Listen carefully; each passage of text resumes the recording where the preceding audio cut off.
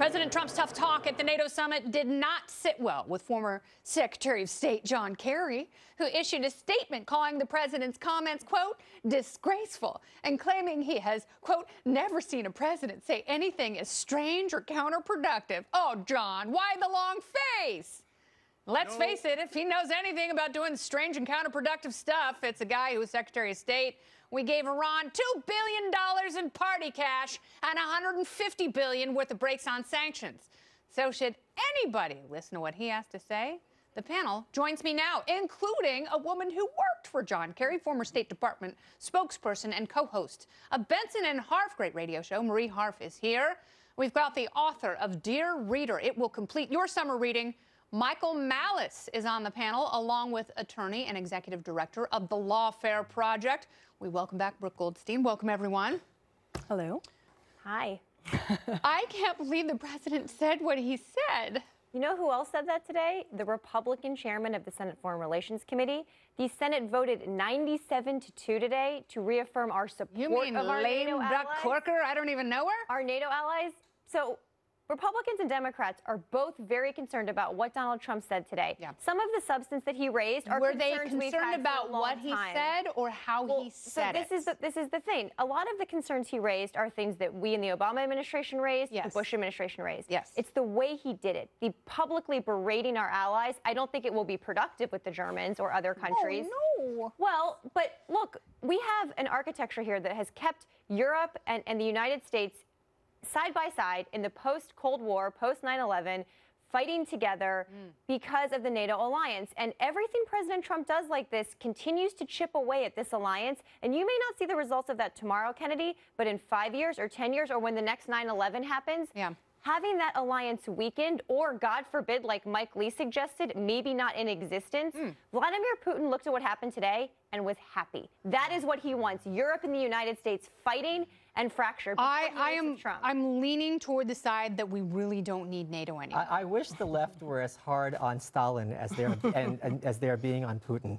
They carried water for him for decades. All of a sudden, what does that mean? It means that the left carried water for Stalin for many years, and we allied with him. And now Putin is the devil, even though Stalin had a genocide of many people. Yeah, that's killed what that means. 24 million people. I know the history. I just didn't understand the argument. And that's why I explained it to you. In 1804, well, maybe you'll get it at some point. In 1804, on this day, Alexander Hamilton was shot. And he ghost wrote George Washington's farewell address, where Washington said, we should avoid foreign entanglements. NATO is as big of a Cold War relic as the National Review. The idea that if it came forward to this day and President Trump or even President Obama said, hey, let's everyone join NATO, it would never pass the Senate on its face value. So it's clearly something that's outdated. Europe can defend Europe. There's no reason for us to be defending Europe against an enemy that no longer exists. Do you really think that Russia is going to encroach on Bulgaria and Romania and try and get the band back together again? I mean, okay, first of all, I woke up like everybody else did to read the headlines. Oh my God, Trump insulted Germany. And then I actually watched him and I read what he said. And what he said is absolutely true and he should stand by it. And shame on Kerry for trying to divert the issue away from the fact that Russia is going to own Germany's oil and gas supply. And this is not only should be on the agenda of NATO, but is a major security threat to the West.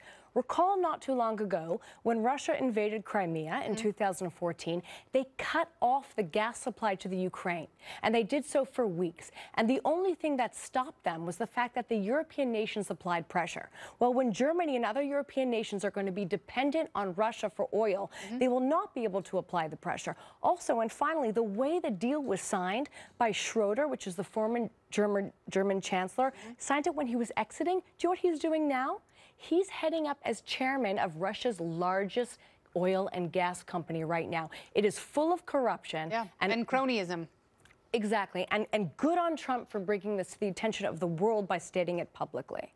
Well, I mean, you see how implicit corruption is with energy and global forces. I mean, we saw it with the Clinton Foundation. Well, and we, in our administration, also publicly criticized the Nord Stream 2 pipeline. You can do both things. You can both criticize that pipeline and also not just like crap all over our allies on the public stage. But you do it in private, and nothing happened. Well, nothing. And when Trump, but that was the president's point. To his credit, people in this country are no longer shocked by what he says or how he says it. Germany, because of what Trump has done and publicly berated the NATO allies, has now upped its contribution. They started increasing their contributions in 2014 under the Obama administration. I want to bring Malice back in. They started upping their contributions, and if he goes and meets with Which Putin, means I would like Michael to talk. Well, if he goes and meets with Putin and says all kinds of nice things, shouldn't that concern you?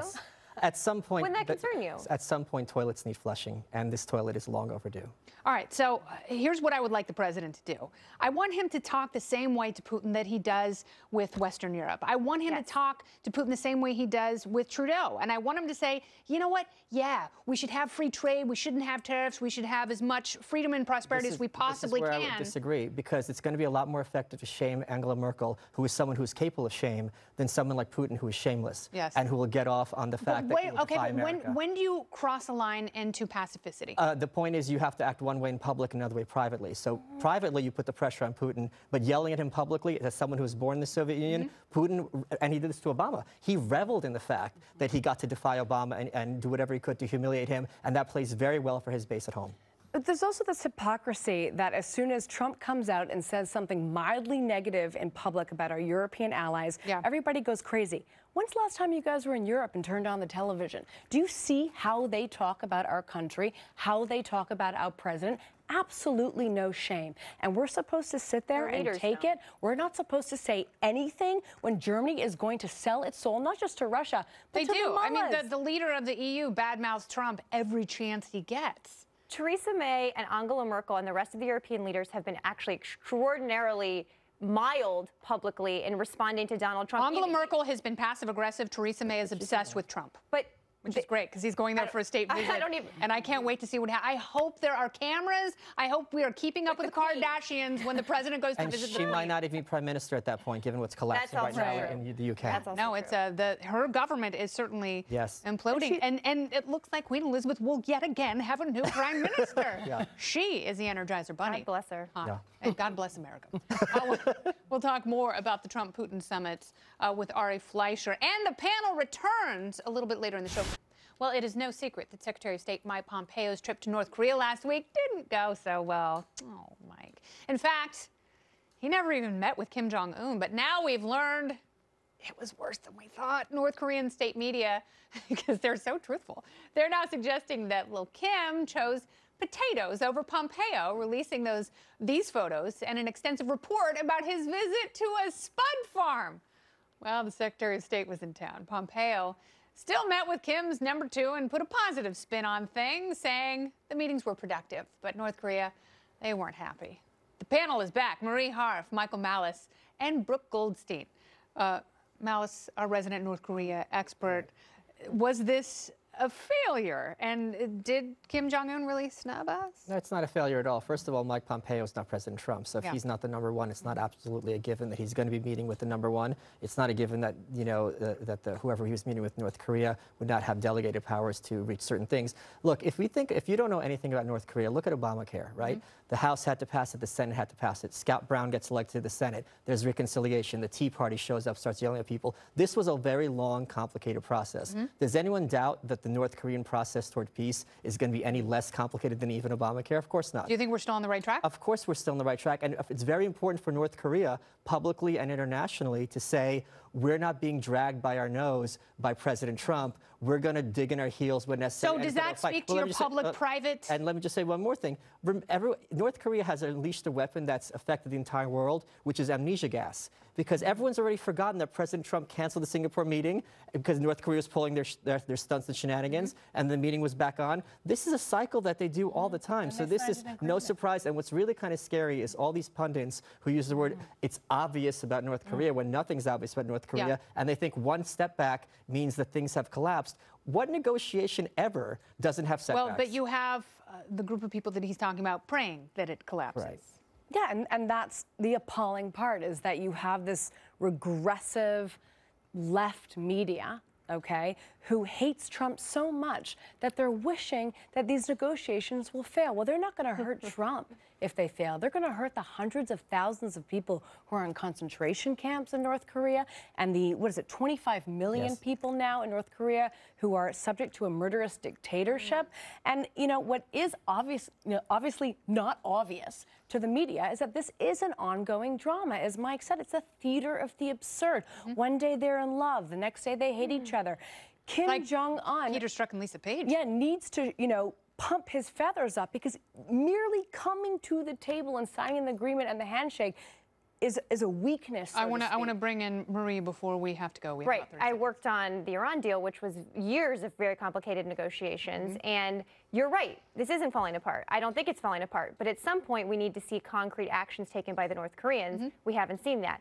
Donald Before Trump, they get anything from us, anything substantial. Well, anything more besides halting our exercise with South Koreans, which Donald Trump already did. Yeah, but you can also start those. I'm talking about something that you cannot take back. But the point is, Donald Trump tweeted, like $1.7 billion in cash. Tweeted when he got back from the summit that the threat from North Korea was gone.